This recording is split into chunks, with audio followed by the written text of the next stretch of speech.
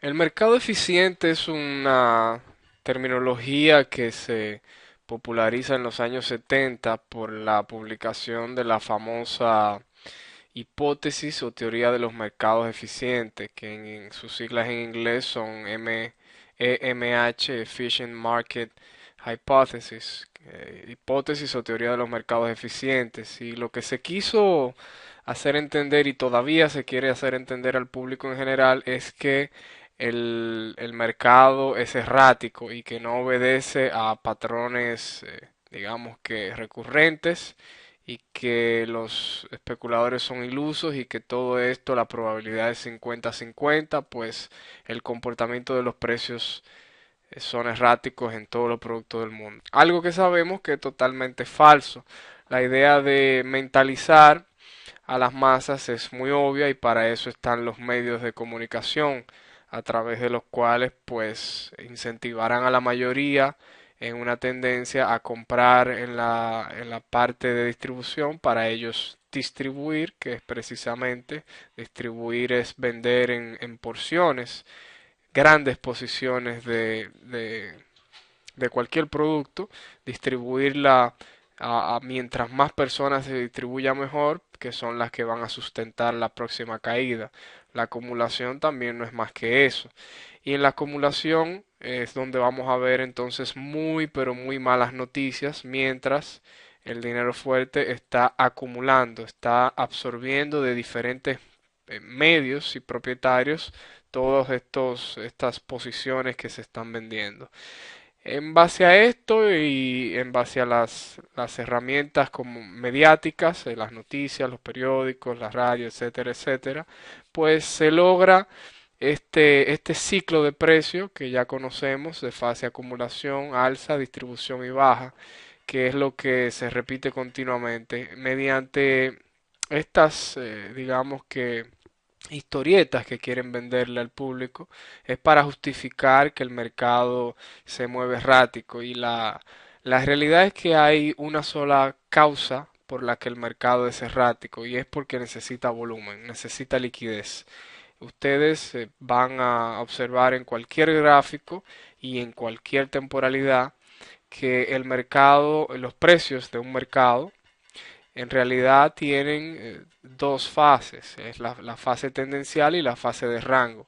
Es muy difícil que alguien pueda hacer dinero siguiendo una tendencia si realmente no sabe qué buscar, pues en los periodos de rango el precio realmente que juega bastante sucio con la psique de los participantes, de los especuladores en general, cuando eh, proyecta máximos mayores y proyecta mínimos menores y realmente vuelve a proyectar máximos mayores y hace una especie de barrida. Luego que usted atraviesa por este tipo de experiencia, es realmente muy difícil que luego de que una tendencia se establezca, usted tienda, digamos que a no salir de inmediato de su posición. Este comportamiento, que ya sabemos que es aproximadamente unas tres cuartas partes del tiempo, lo que va a producir es que esa cuarta parte del tiempo usted cuando compre acá va a vender inmediatamente acá y no va a aprovechar una tendencia grande. Esa es la idea de mentalizar y modular digamos que el comportamiento de todo el que se involucra en este mercado. El dinero fuerte, pues desde luego que busca volumen de dos formas. A largo plazo, pues están las tendencias y eso se hace a nivel de campañas mediáticas, etcétera, etcétera, como ya explicamos antes. Y en el corto plazo, pues se hace en forma errática y en estos días cerca del 80% ya de todas las transacciones intradías son realizadas por los famosos high frequency trading que ya mencionamos, son estos sistemas o algoritmos de especulación automatizados que realmente creo que andan sobre el 80% como ya dije y esto va simplemente a seguir en ascenso. Esto no importa, pues el periodo de, digamos que actualmente, el periodo de una posición, que dura una posición en un HFT, no creo que no supera los 20 segundos. O sea que realmente si vamos por tendencias intradía de unas cuantas horas, pues no vamos a tener mucho problema con con estos robots, estos sistemas. Y de hecho, si sabemos identificar ya durante el día todo lo que hemos visto en en la fase 2 en cuanto a las sesiones y los puntos coyunturales, pues tenemos una gran ventaja para especular en este mercado. La razón por la que el precio se mueve en el largo plazo es una sola y es muy sencilla, es el costo del dinero. Ese costo del dinero se establece a través de un mecanismo que se llaman las tasas o tipos de interés. Ese, esa herramienta monetaria que es realmente para lo único que sirve un banco central y realmente para maquillar y manipular toda la economía de un país. Esa herramienta simplemente lo que hace es establecer el costo de dinero en una parte, digamos que como una tasa, un tipo porcentual. Y a largo plazo, pues las monedas más débiles, las que más se debilitan, son las que tenderán a caer frente a las que realmente obedecen a una economía fuerte y en el largo plazo tenderán a subir. Todo esto es a largo plazo, esa es la contraparte del corto plazo y de la especulación. Y debemos de verlo obviamente que en función de años y de décadas de 1 a 10 años, por lo menos espacio de tiempo considerable, donde ciertos eventos que ocurren pueden, desde luego, que desencadenar acontecimientos que van a durar una década o varias décadas. Mediante el costo de dinero también se establecen las burbujas de cualquier tipo. Hemos visto burbujas financieras, burbujas hipotecarias, en fin, de cualquier tipo. Y es muy sencillo, mientras más usted baja los tipos de interés y lo devalúa, pues hay más dinero en la calle, como se dice, hay más dinero y hay digamos que una misma cantidad de productos. O sea, si usted tiene una misma cantidad de productos y si había esta cantidad de dinero y de repente ahora hay más dinero, pues lo que ha perdido valor es el dinero. No es que realmente los productos están más caros, simplemente que el dinero vale menos y por ende eso es sencillo, es una respuesta a la ley de oferta-demanda. Un bien que realmente abunda, pues cuesta menos y viceversa. Esto simplemente es bueno saberlo porque es realmente el único aspecto fundamental sobre las divisas que tenemos que saber para determinar si esto va a la baja o si realmente tenemos una tendencia al alza en el largo plazo. Para nosotros los especuladores realmente no va a representar un gran punto para basar nuestros análisis de especulación.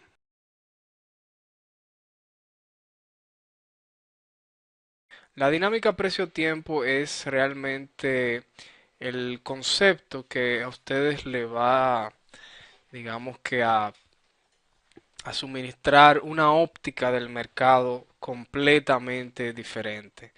El precio ya sabemos que 3 de 4 en probabilidades está usualmente en fases de rango, vamos a decir. Y quizás pudiéramos determinar muchísimas formas de evaluar los rangos mediante múltiples temporalidades, pero nunca es tan efectivo como evaluar la dinámica entre el precio y el tiempo. Ya hemos visto cómo lo que sería una tendencia ideal, pues sería un desarrollo del precio como este, sería un impulso que retrocede usualmente hasta el 50%, un impulso que retrocede hasta el 50% y sigue proyectando nuevos máximos. Esto es lo menos usual en el mercado y cuando ocurre realmente el mercado nos está regalando dinero, literalmente. Evidentemente que el mercado, el 90% no regala dinero, sino que lo extrae el dinero. Y para eso va a presentar esos cambios bruscos entre la dinámica del precio y el tiempo. Esta dinámica puede ocurrir de dos maneras, este cambio.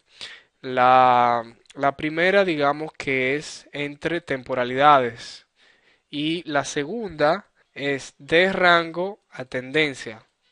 Y vamos a ver qué quiere decir esto.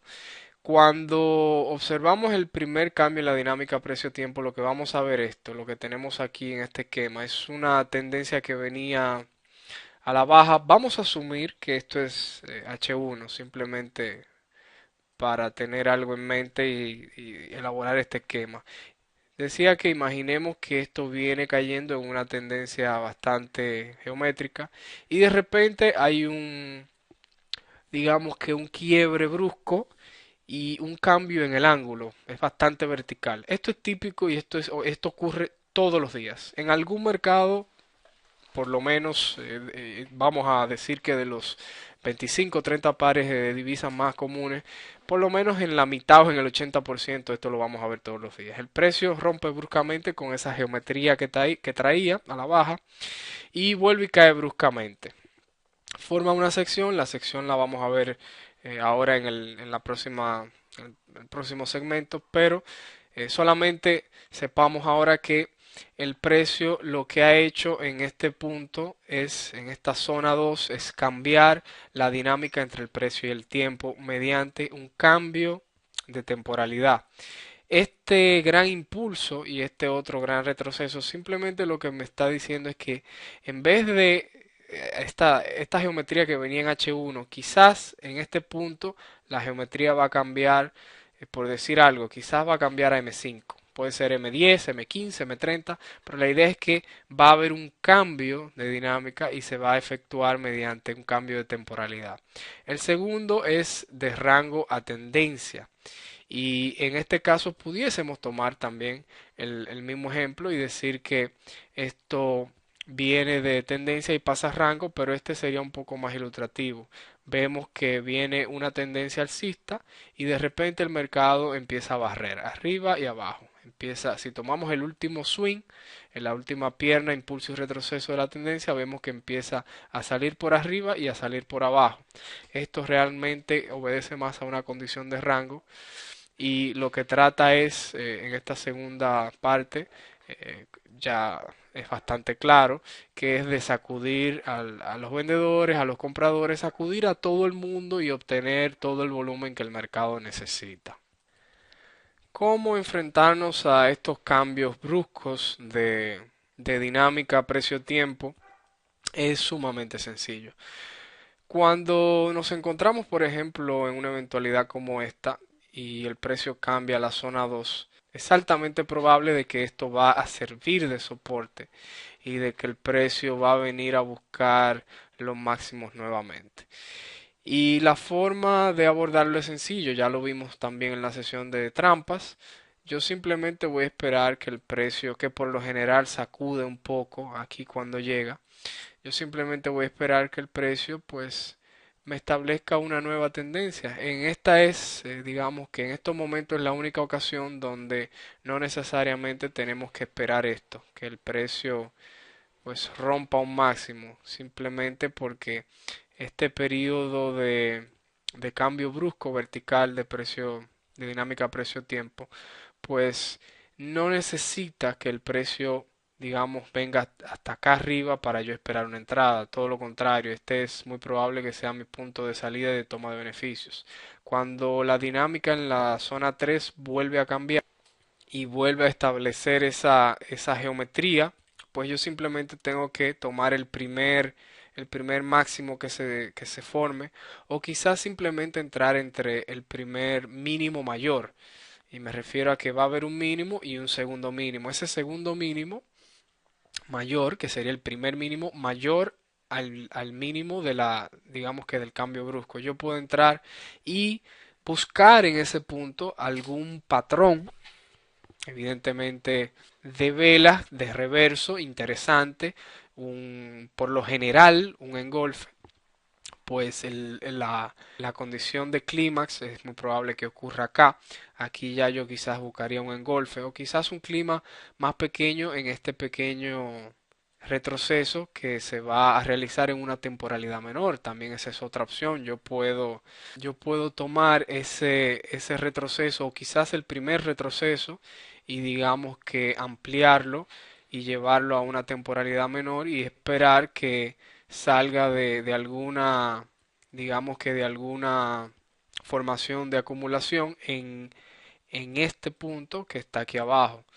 O sea que lo que estamos viendo es una conjugación ya de conceptos y esto es lo interesante cuando ya estamos en esta fase final, es que usted va a ir mezclando.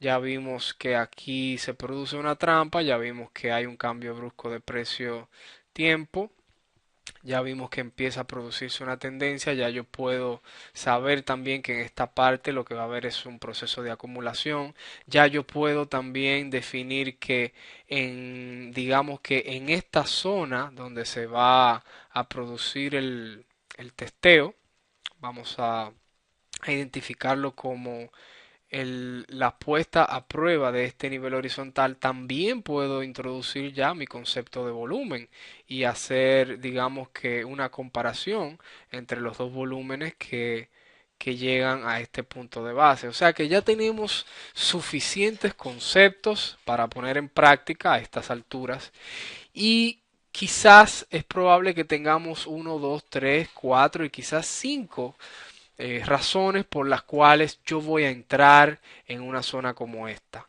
O quizás salir en una zona como esta cuando el mercado venga a poner a prueba de nuevo este nivel. Que ya sabemos que después que el mercado cambió de dinámica, va por lo general a querer poner a prueba esos puntos climáticos. Así que vemos cómo todo va tomando más forma y todo ya va, vamos a decir que direccionando a una especulación más seria, a una forma de especular más segura. Recuerden que la diferencia entre hacer poco dinero y mucho dinero es un factor psicológico que ustedes van a ir cultivando, que es la seguridad. La seguridad en esa metodología que ustedes tienen, número uno, y la seguridad de ustedes mismos y de confiar en ustedes mismos y de respetar el riesgo que están tomando, que no es más que cerrar la posición cuando ustedes pongan un stop aquí abajo y no mover el stop porque ustedes creen y tienen la esperanza de que el precio va a volver a subir.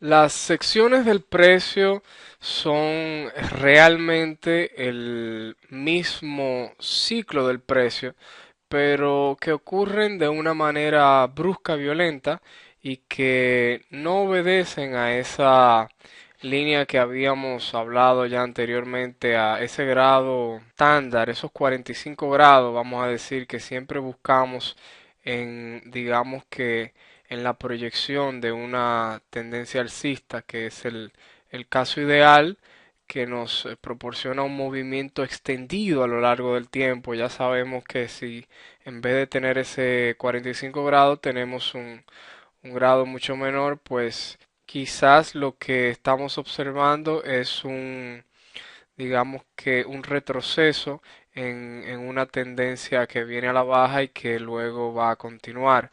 Y si por el contrario lo que vemos es un cambio brusco y un ángulo bastante pronunciado con respecto a la horizontal, pues lo que vamos a ver es un cambio de dinámica precio-tiempo como vimos y eventualmente la formación de una sección.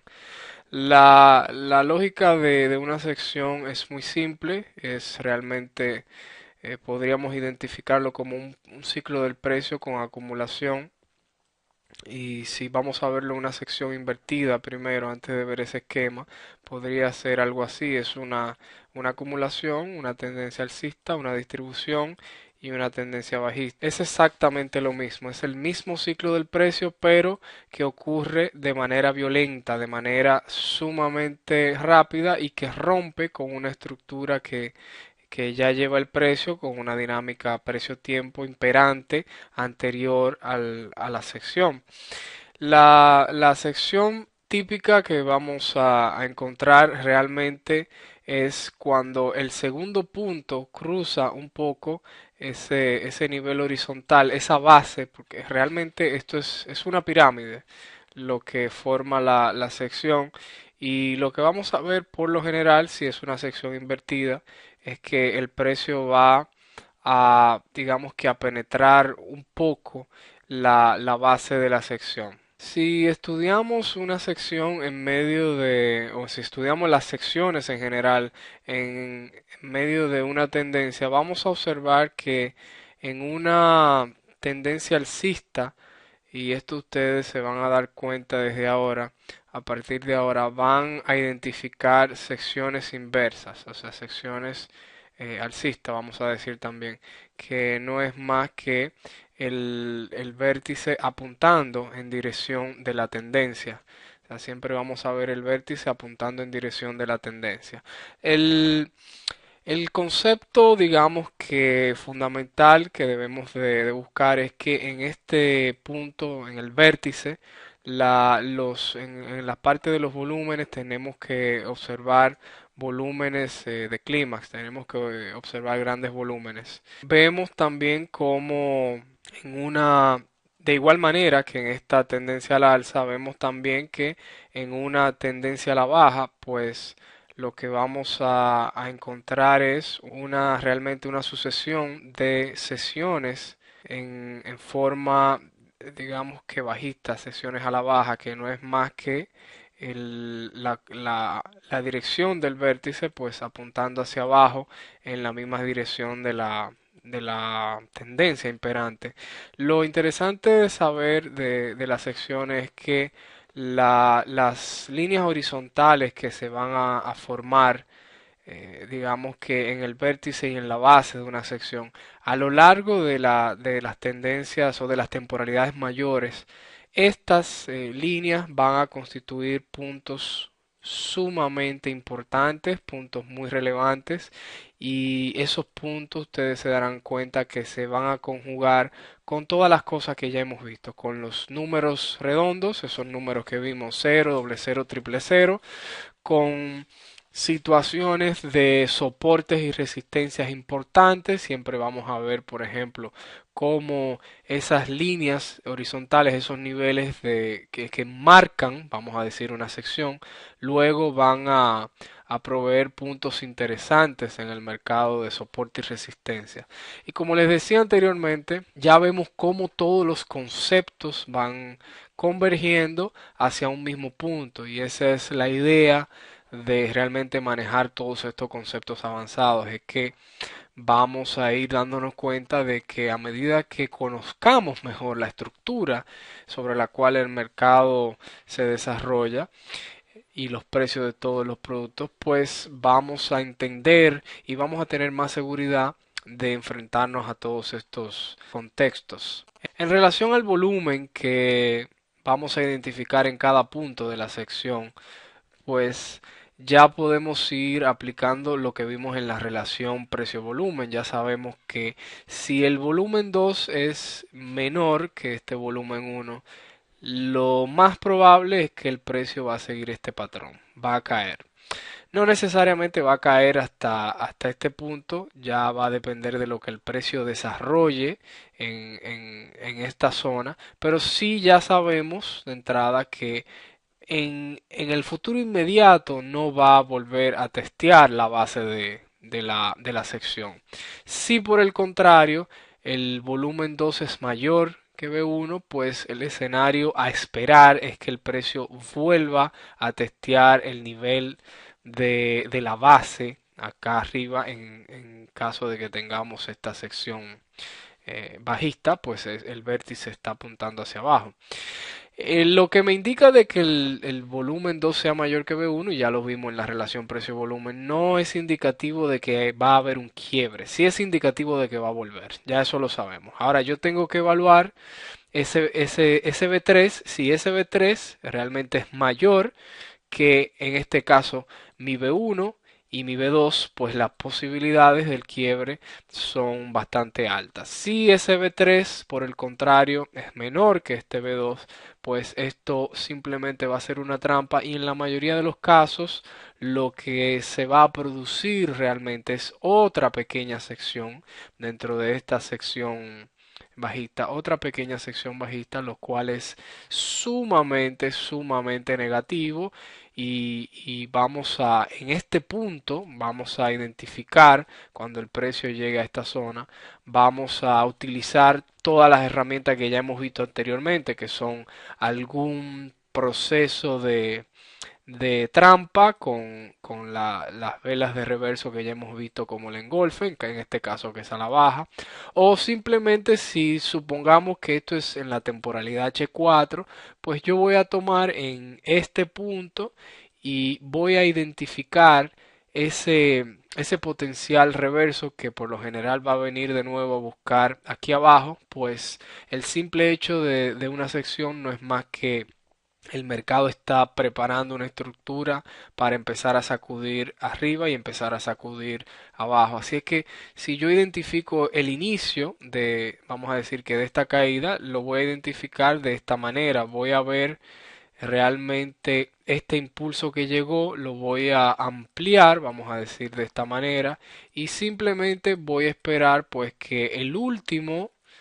Vamos a ubicarlo aquí, el último mínimo de esta sucesión de mínimos en ese impulso verde ampliado aquí, pues yo voy a esperar que eso quiebre, retroceda y voy a esperar un punto idóneo para entrar a mi posición a la baja y llevarme toda esta sección nuevamente. Esto es esquemático, pero una vez que ustedes dominen digamos que los conceptos básicos de este esquema, pues ustedes pueden proyectarlos realmente a cualquier eventualidad que ocurra. Inmediatamente el precio desarrolla una sección. Ya sabemos que tenemos que tomar en consideración la temporalidad mayor. Ya vimos que esto no se desprende de nuestro análisis de múltiples temporalidades. Supongamos que esto es H4, yo debo de ir al gráfico diario y evaluar si realmente esta sección está ocurriendo en una tendencia alcista o si por el contrario está sucediendo en una tendencia bajista. Desde luego que si está ocurriendo en una tendencia al alza, me está indicando posiblemente la finalización o no la finalización, pero una pausa en la velocidad y el impulso de esa tendencia. Y si está por el contrario, si está en una tendencia alcista y yo veo una sección, pues esa estructura de mercado lo que me está indicando es que el precio se está preparando para una gran pierna o impulso a la baja. La idea de dominar el volumen digamos que en cada punto que el precio, luego de que se establezca la sección en sí, entonces yo voy a manejar los próximos volúmenes que cada vez que el precio retorne nuevamente a la base en este lugar y al vértice en este lugar. Ya yo voy a saber que con un volumen inicial, unos tres volúmenes iniciales, pues yo voy a identificar que si el precio vuelve acá, voy a tener con qué comparar ese volumen para determinar si el precio va a seguir o si simplemente va a venir acá abajo. Si este volumen, ya sabemos que si va a ser mayor o menor que este volumen, pues tendré una idea de si el precio va a continuar o si va a revertir. Y la idea es que tenemos que asimilar la sección dependiendo del contexto. Ya lo vimos, si estamos en una tendencia a la baja y tengo una sección, pues digamos que el contexto es muy diferente a si tengo una tendencia al alza y se me presenta una sección de este tipo indicándome que el mercado va para abajo en caso de que se cumplan las reglas, o si en una tendencia alcista lo que tengo es una sección de este tipo, pues lo que me indica que la tendencia probablemente va a continuar. O en tercer caso, si lo que tengo es un mercado errático y realmente se presenta una sección, pues lo que voy a esperar es que el mercado quiebre de nuevo a seguir buscando zonas de sacudidas para seguir sacando volúmenes del mercado mientras sigue su fase errática engañando a la mayoría. Ya comenté algo de la sucesión de sesiones y así que si tenemos por ejemplo igual como habíamos hablado acá de que se nos puede presentar una, inclusive se nos pueden presentar dos secciones siempre y cuando la relación de los volúmenes va a permitir.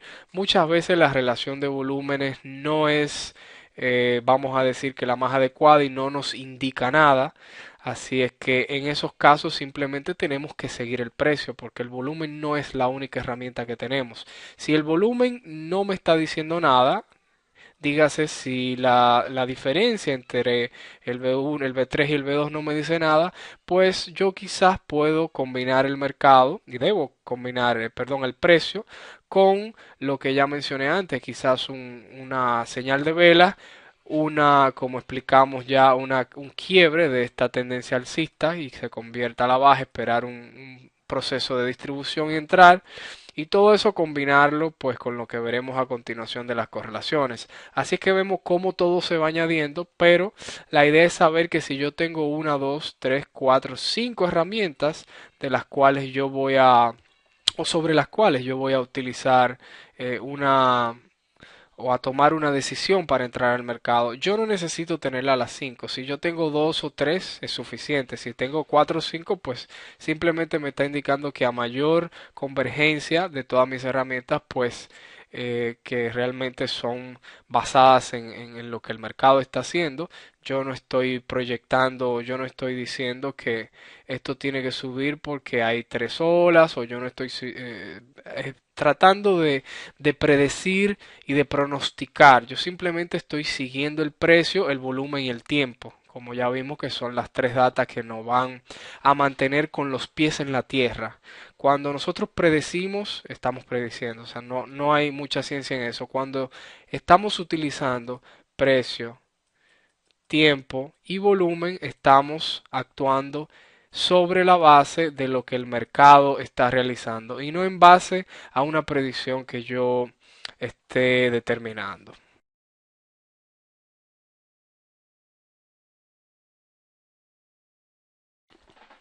Vamos a abordar las correlaciones de lo más general a lo más particular. Y lo más general que tenemos es el dólar norteamericano, es la divisa más importante en el mundo entero y es realmente el mecanismo de reserva también más importante y que mayor cantidad de países lo utilizan. Y también es la divisa más utilizada para las relaciones comerciales de los diferentes países principales y las grandes potencias. El dólar norteamericano tiene esta nomenclatura para el mercado de divisas, tiene una segunda nomenclatura para el mercado de futuros, que es de X, y tiene una tercera nomenclatura para el mercado de valores de Estados Unidos, donde se puede negociar a través de un ETF, es un fondo electrónico de especulación que no es más que un producto virtual inventado para poder comprar y vender dólares y se denomina UUP. En el mercado de futuros, pues sabemos que va acompañado de las dos letras que pertenecen al mes y al año en cuestión.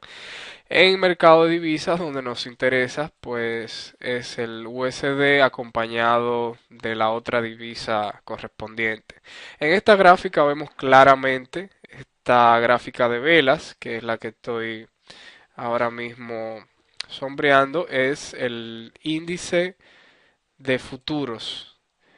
Este DX es el índice de futuros en los mercados de futuros. Aquí es lo que tenemos acá es un agregado de los futuros, pues los futuros usualmente solo duran un espacio de tiempo más pequeño y esta gráfica lo que me hace es que me va agregando todos esos periodos de los contratos de futuros que van venciendo y me pone digamos que un precio continuo. Aquí lo que tenemos que ver es lo siguiente. Vemos claramente esa trayectoria que tiene, digamos que a la baja el dólar y estamos hablando podemos ver acá desde el segundo trimestre de 2010 hasta digamos que finales del primer trimestre de 2011. Es prácticamente un año de data lo que estamos observando, pero para los fines que queremos ver es suficiente. Y si vamos 10, 20 años al pasado, pues vamos a ver el mismo comportamiento. Lo que tenemos que ver aquí es lo siguiente. Tenemos primero Esta trayectoria morada que ahora estoy subrayando es el oro. Este es el oro.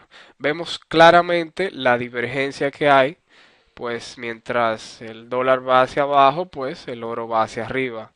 Esa es la correlación que existe, es inversa entre el dólar norteamericano y el oro. Vemos también luego el SP 500, que es esta línea amarilla, y vemos también que es una correlación inversa. Mientras este dólar sube, pues el SP 500, y la idea de utilizar el SP 500 es porque es el índice de bolsa más importante del mundo y más seguido. Vemos también aquí que cuando esto sube, esto va para la baja. O sea que hay una relación inversa también. Vemos luego los bonos del tesoro norteamericano, que evidentemente es el único que va en correlación con el dólar. Y finalmente vemos los precios del petróleo en esta línea azul que ahora estoy sombreando. Vemos también una correlación inversa. Cuando el petróleo cae, el dólar sube. Cuando el dólar cae, pues el petróleo sube. Lo que tenemos que sacar en conclusión de esta gráfica, y es el panorama más general de correlaciones en los mercados financieros del mundo, es que mientras el dólar sube, el resto de los mercados bajan. Y en eso incluimos a la mayoría de los mercados de futuros, donde están todos los commodities, materias primas, etcétera. Y evidentemente que las bolsas, y por último también el resto de las divisas, que lo vamos a ver más adelante en otras correlaciones. O sea que lo que tenemos realmente que entender y tener bastante claro es que el dólar es, digamos, que una contraparte para el resto de todos los mercados que existen. Claro, esto no ocurre el 100% del tiempo, las correlaciones tienden a romperse y de vez en cuando vamos a ver a un dólar que sube y quizás un SP 500 que también está subiendo. Vamos a ver un petróleo que sube por acá y un SP 500 por acá, perdón, un dólar que sube. O sea que en pocas instancias, como por ejemplo en este mes, ambos suben y es lo que realmente valida las reglas. Son esas pequeñas excepciones que usualmente ocurren por, digamos que choques externos, coyunturales del momento, sean geopolíticos, sean de cualquier índole, que tienden a romper esta correlación. Y también veremos a lo largo de todas las correlaciones que durante el intradía es donde más realmente estas correlaciones rompen. Por eso no son 100% y hay siempre ese margen. Pues en el intradía, si el dólar está haciendo esto y el petróleo a la baja, es probable que rompan en algún momento y vayan a la par, y pues luego entonces sigan su correlación inversa. Vamos a bajar ahora un escalón y vamos a ver cómo el dólar norteamericano se correlaciona con las seis divisas principales. Acá arriba tenemos las divisas australiano, euro y libra. Vemos el australiano es esta línea azul clara que estoy subrayando por encima, y en las velas tenemos el índice del dólar, este que ahora es subrayado. Vemos claramente que la correlación es inversa, y realmente la correlación es inversa, como ya dijimos, del dólar frente a las otras seis divisas principales. Vemos en la línea verde, esta que subrayo ahora, es el euro, y finalmente vemos esta línea amarilla que es la libra esterlina. Las tres van en correlación inversa, y lo que tenemos que notar es que a veces, por ejemplo, en esta parte el euro se ha debilitado mucho más que estas dos. O sea que el euro frente al australiano y a la libra está mucho más débil, por ejemplo, en este espacio de tiempo, y esas son cosas que veremos ahora más adelante. Lo que sí tenemos que tener claro es que las seis divisas, aquí abajo tenemos el canadiense, el franco y el yen, que si lo graficamos verso al índice del dólar, que es el gráfico de velas, ese que es subrayado, si vemos por ejemplo el canadiense, que es esta línea azul, pues el canadiense va al alza. En este caso, si vemos los pares, En este caso, las monedas, las divisas son las divisas cotizadas. En este caso, son las divisas base, porque están en el lado izquierdo. Divisa base lado izquierdo y divisa cotizada lado izquierdo. Por eso acá van arriba, porque están en el lado izquierdo. Se supone que van al alza cuando están en el lado izquierdo y cuando están en el lado derecho van al alza cuando van hacia abajo. Esto quiere decir que el dólar en este caso va a la baja cuando estos pares USD CAD, USD franco, USD yen caen, el dólar está cayendo. Y eso es simplemente lo que vemos, son las seis divisas principales versus el dólar norteamericano, todas las seis, 2, 3, 4, 5 y 6 van todas al alza cuando el dólar realmente cae y viceversa, van todas a la baja cuando el dólar sube. No necesariamente todas van a caer o van a subir con la misma intensidad, pero todas sí van a respetar la misma dirección de correlación. Y finalmente acá lo que podemos observar es que no necesariamente cuando una divisa realice nuevos máximos, las otras quizás también lo van a realizar. Por ejemplo, en este punto vemos a la libra realizando nuevos máximos, mientras que el australiano y el euro están por aquí abajo, que es prácticamente lo mismo que ya habíamos visto. No necesariamente todas van a tener la misma intensidad, sí la misma dirección, pero no la misma intensidad en su avance. Seguimos bajando y ahora tenemos el par, digamos que más importante, que es el par euro-dólar. Y con esto quiero ahora poner la idea de las correlaciones sobre los cruces.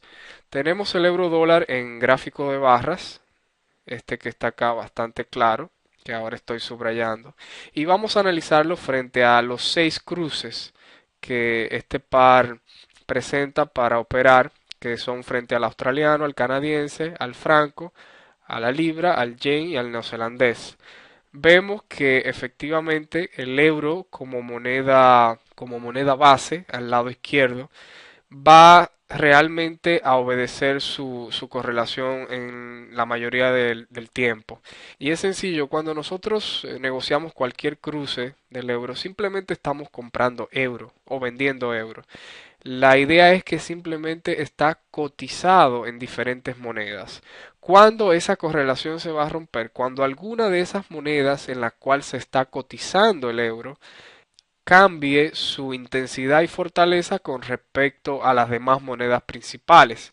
Y en este gráfico vamos a ver claramente, por ejemplo, cómo en este punto quizás el, vamos a ver, en este punto acá el australiano se debilitó bastante y fíjense cómo el euro australiano pues se dispara bruscamente mientras el euro realmente estaba cayendo. Eso lo que quiere decir es que en ese momento el australiano sufrió una debilidad que también se ubicó en este punto que está por acá. Vemos también, por ejemplo, cómo esta caída del yen, perdón, del par euro-yen, lo que implica realmente es una fortaleza del yen frente al resto de las monedas que si se fijan están todas contenidas en este espacio, mientras el yen realmente, el par euro-yen realmente cae hasta acá abajo, el resto solo caen hasta acá, lo que quiere decir que un par euro-yen cuando cae, lo que implica es que el yen está fuerte, está más fuerte que el euro y en este caso que el resto de las monedas porque está cayendo por debajo de todas. Al final del gráfico también vemos otro ejemplo interesante y es esta línea azul que es el euro australiano, fíjense cómo cae, y el euro neozelandés también fíjense cómo cae, mientras todas las otras monedas siguen o digamos los otros pares siguen subiendo. Eso simplemente lo que quiere decir es que tanto el australiano que está acá como el neozelandés acá, o sea, el euro neozelandés y el euro australiano están cayendo, implica que el australiano y el neozelandés pues están más fuertes que el euro y que el resto de las monedas. Esto simplemente nos da una visión global y para realmente tomar provecho de estas correlaciones deberíamos de concentrarnos en pocos pares. Si por ejemplo vemos estos escenarios en algún gráfico intradía, esto realmente no es intradía, es un año de data, pero si lo vemos en intradía sabemos que esta falla en la correlación, simplemente lo que me va a indicar es que estos pares eventualmente tienen que volver a subir y tomar su correlación y yo puedo aprovechar digamos que esa falla en las correlaciones y comprar, por ejemplo, estos pares que están cayendo para esperar, claro, que vuelvan a reajustarse a su correlación, siempre y cuando en esos puntos yo tenga algún indicio de análisis técnico que me impulse a entrar. Tampoco voy a entrar porque la correlación se rompió y punto. Yo tengo que esperar, como siempre, algún proceso de acumulación, alguna señal de vela, algún evento, alguna estructura del mercado que me indique que realmente el precio va a girar y va a retomar esa correlación que está presente en la gran mayoría del tiempo. De igual manera, usted puede tomar cualquier otra moneda principal y analizarla frente a todos sus cruces sin ningún problema, y la idea es concentrarse primero en algunos pares, en una divisa. Por ejemplo, el euro es ideal para estudiar sus cruces y utilizarlo tanto en intradía como en esta gráfica que es de un año, y aquí vemos que estos son swings que duran aproximadamente 2 o 3 semanas y quizás serían buenas operaciones de 200 o 300 pips. Una manera interesante de ver las correlaciones en general es la fuerza relativa. Y vamos a poner un pequeño ejemplo con este esquema que tengo acá. Es muy sencillo. Vamos a asumir que esto es el dólar canadiense, el dólar franco y el dólar yen. Vamos a imaginar que el dólar en general viene cayendo y que está proyectando un proceso de acumulación y que acaba de quebrar. Digamos que ese escenario, ese evento en el dólar, pues se va a reflejar de manera diferente en todos los pares de divisas. Es poco probable que todos los pares digamos que con el dólar como moneda base, aquí a la izquierda, se vayan vamos a decir que vayan a reflejar de manera idéntica lo que está sucediendo en el dólar, en el índice del dólar. Y lo que puede ocurrir y lo que realmente ocurre la mayoría de las veces es algo similar a esto. Es, por ejemplo, un dólar canadiense que quiebra de una manera tímida, una distancia, vamos a decirle X1, un dólar franco que quiebra una distancia X2 y un dólar yen que quizás pone una pequeña trampita y no realiza ningún quiebre. Cuando esto sucede, yo puedo sacar varias conclusiones. Si yo decido ir al alza en el dólar mediante los pares de divisas, pues yo podría establecer de inmediato que mi primera opción sería el dólar franco, porque esto lo que me está indicando simplemente es que el franco es la moneda que está más débil frente al dólar comparada con el canadiense y con el yen. ¿Por qué? Bueno, porque el quiebre en el índice del dólar ha producido mayor distancia en el par dólar franco que en los otros dos pares. Esto quiere decir que el yen todavía está más fuerte, pues sigue empujando a la baja, y el canadiense no está tan, digamos que tan débil como el franco, pues no avanzó tanto en su quiebre. Y esto es sumamente interesante de verlo y sí nos provee una herramienta muy interesante a la hora de realmente elegir qué par vamos a posicionar, digamos que una mayor parte de nuestro capital para aprovechar digamos que los impulsos y retrocesos a mediano y largo plazo que se van a producir en el mercado de divisas. Recuerden que todo está correlacionado y realmente cuando una divisa rompe en una dirección, pues las otras están rompiendo también en otra dirección. Y no necesariamente yo tengo que poner mi dinero en todas partes. Yo sí debo de distribuir mis posiciones porque realmente nadie sabe cuál moneda va a avanzar más que otra. Yo puedo tener una idea y un indicio, pero nunca voy a estar 100% correcto. Así es que esta idea de la fuerza relativa realmente me va a proveer una técnica muy interesante.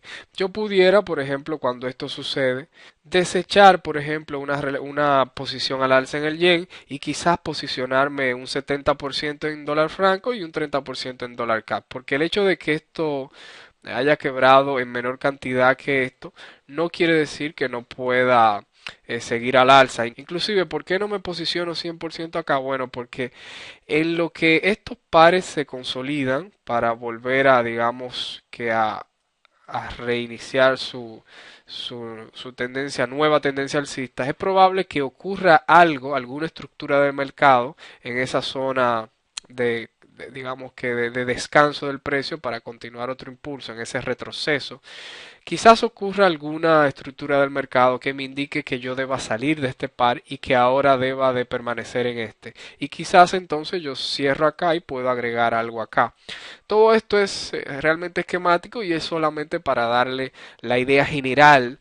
Ustedes deben de expandir realmente estos conceptos y estudiar los gráficos, algo que yo no puedo pasarles, no puedo transmitir la experiencia. Ustedes tienen que realmente adquirirla por ustedes mismos mediante la práctica y el trabajo duro.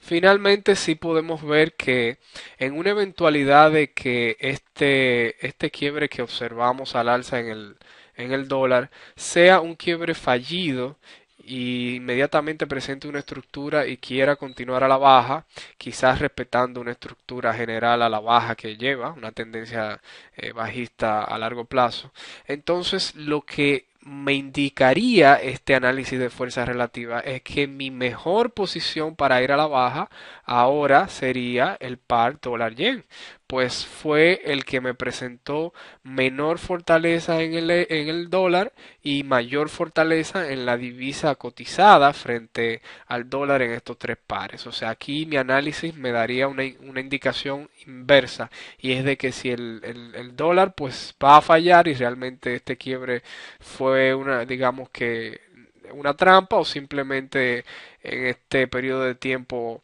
el mercado cambió de parecer, todo cambió y ahora va a la baja, pues desde luego está que yo no voy a querer ir a la baja acá ni acá, voy a querer, digamos que posicionarme de manera más fuerte en este par que fue el que presentó más debilidad y digamos que aquí poner un 70%, quizás un 30%, quizás un 10% y esperar entonces que todo empiece a desarrollarse a la baja. Finalmente, en este capítulo de correlaciones vamos a volver al macro, a la visión macro, y vamos a hablar del por qué realmente suceden todas estas cosas en el mercado de divisas, en los mercados financieros, en el mercado global en el que vivimos en esta economía moderna.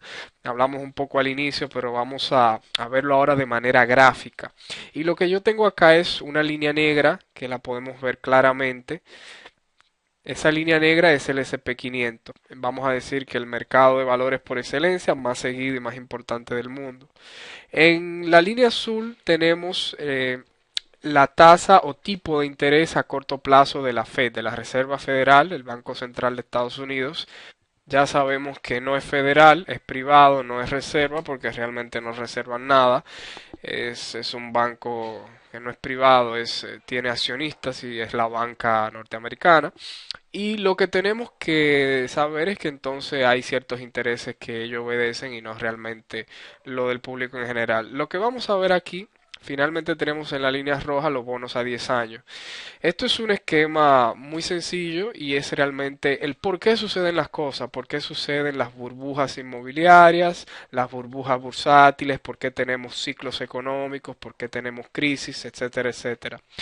Ya dijimos que todo está basado en el costo de dinero y muchos inclusive van a argumentar que no, que todo depende del producto bruto interno, que también depende del paro o tasa de desempleo, que también depende de la balanza comercial, que también depende de la situación política, que también depende de un millón más de indicadores económicos. Y realmente todo eso es mentira porque todos estos números, que aparte de que son maquillados y falsos, realmente todo esto va a depender de lo que ya hablamos, que es el costo del dinero. El costo de dinero mediante las tasas o tipo de interés es lo que va a propiciar todo esto. Ya vimos que a largo plazo es la verdadera causa de que las divisas se muevan y el resto de los mercados. Y las divisas junto a la bolsa, las acciones, son los mercados por excelencia porque son los únicos mercados cash, son mercados en efectivo. El resto de los mercados, futuros, todos los futuros que existen, derivados, créditos, etcétera, opciones, etcétera, etcétera, son mercados derivados porque derivan del mercado cash, del mercado efectivo. Y muchas veces ustedes verán que supuestamente los futuros se mueven se mueven primero que el mercado de valores y de divisas, y no es verdad. Realmente las señales que emite el mercado efectivo, cash, que es el de divisas y valores, emite señales que los profesionales de los futuros observan y por eso actúan primero. Y luego el público responde en divisas y en y en acciones, o sea que es todo lo contrario a lo que se puede pensar. Bien, vamos a analizar la gráfica. Lo que tenemos es lo siguiente. Cada vez que la tasa de interés principal, que es el costo de dinero del dólar, cada vez que esta tasa en la línea azul, pues vamos a decir que manipulada a la baja, vamos a verla en azul, vamos a ponerla inclusive más gruesa. Si ustedes toman esa gráfica de la tasa de interés de Estados Unidos, que ha tenido varios picos, acá fue un 5, un 6%, y ahora están prácticamente cero. Cada vez que si ustedes superponen esa gráfica frente a todos estos indicadores que ya yo hablé, producto interno, balanza comercial, etcétera, etcétera, ustedes se van a dar cuenta que cada vez que la pendiente de la tasa empieza a girar en estos puntos, todo esto empieza a cambiar de manera negativa. El problema es que estamos hablando a nivel macro y no todo va a ocurrir en una semana o un mes. Usualmente, inclusive, cuando esta pendiente empieza a caer, se puede esperar 6 meses, 12 meses, hasta 18 meses para que los cambios, digamos que se trasladen al resto de las economías. Así que se produce un efecto en secuencia, y lo que quiero ver acá es que notemos que hay digamos que una condición para los grandes manejadores de fondos que manejan capitales prácticamente con dinero gratis cuando estas tasas están por el suelo, y es que inmediatamente el bono a 10 años cae por debajo de la tasa de interés principal de la Fed, pues vemos en esos círculos verdes como ese escenario ocurre momentos antes de que se formen digamos que los clímax en los mercados de valores. Y en este caso inverso, cuando vuelve a cruzar por debajo, pues entonces lo que se está esperando es que el mercado vuelva a subir. Y es sencillo. Entonces lo que vemos es que cuando esa tasa del corto plazo, esa línea azul, pasa por encima de esta roja, que es del largo plazo, pues para los muchachos que manejan todos estos billones de dólares ya no es atractivo, pues el costo de financiamiento es muy grande. Y realmente esto es lo que provoca que tengamos un techo del mercado, y digamos que esa señal inicial es lo que va a poner en marcha ese gran proceso de distribución que vemos en la línea negra acá del SP500, ese proceso de distribución que ustedes pueden verlo acá en esa zona, siempre con esta forma. No va a ser de un día para otro, porque esa distribución que ya dijimos es distribuir en muchas manos que van a alimentar esa gran caída. De igual manera, el proceso inverso que va a ocurrir aquí con la acumulación. Y fíjense que inmediatamente ya esta tasa se desplomó en este punto que vemos acá, un desplome histórico a casi cero, pues ya sabemos que, y mantenerla también en cero, ya sabemos que esto tiene, digamos que combustible para subir.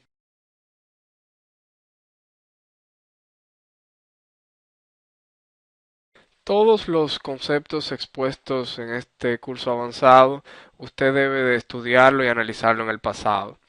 De manera sencilla, yo simplemente voy a hacer una evaluación para darle una pauta sobre el euro dólar en la temporalidad del diario. Esto es un gráfico diario que abarca 2 años de data y va desde inicios del 2009 a finales del 2010, desde el 1 de enero del 2009 hasta o el primer día de negociación hasta el último día de negociación del 2010. Son 2 años de negociación.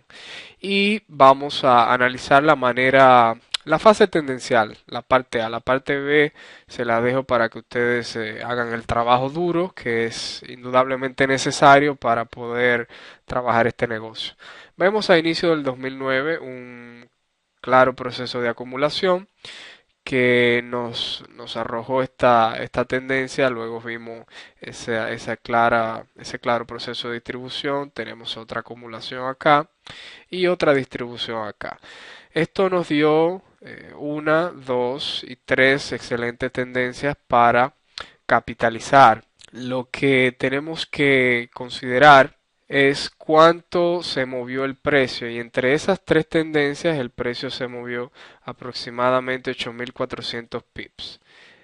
Esto es considerando desde este punto hasta este punto, hasta este punto, hasta este punto. Claro está que nadie, absolutamente nadie, va a obtener esos 8.400 pips, pero si hubiésemos aprovechado la parte tendencial desde la salida de la acumulación hasta acá, imaginándonos que hubiésemos salido después que la distribución terminara, y de acá hasta acá, y de acá hasta acá, y podemos imaginarnos que esto es un pescado, un pez, y eliminamos la cabeza y la cola y simplemente nos comemos el filete.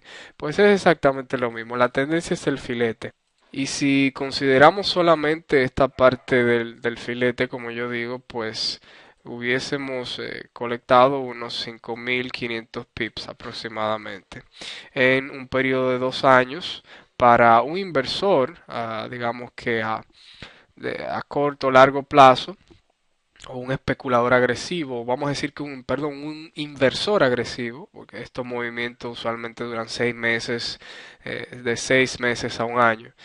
Este retorno no es nada mal, y lo que tenemos que comparar es que desde el primer día de especulación en este punto de este rango de análisis a este último día, el precio realmente en esta trayectoria, lo único que recorrió de aquí hasta allá fue de unos 900 pips. Y si comparamos ese número 900 contra 5.500, es más que evidente que la ventaja la tenemos los especuladores frente a los inversores a largo plazo, si sabemos lo que estamos haciendo. Esto es un pequeño esquema que yo le estoy poniendo, y si usted considera todas las temporalidades agresivas de especulación como H4, H1, digamos que M30, 30 minutos y sucesivamente hasta M1. Y si encima de esto usted considera todas las estructuras, pues aquí yo solamente estoy hablando de tendencias, pero si usted considera revisar los doble techos y doble pisos, estas visitas a pruebas, analizando los volúmenes, si usted busca las secciones, cómo se han comportado, busca en una tendencia esas trampas, cómo se han comportado, todas esas cosas, todos estos conceptos que ya hemos tratado en este curso.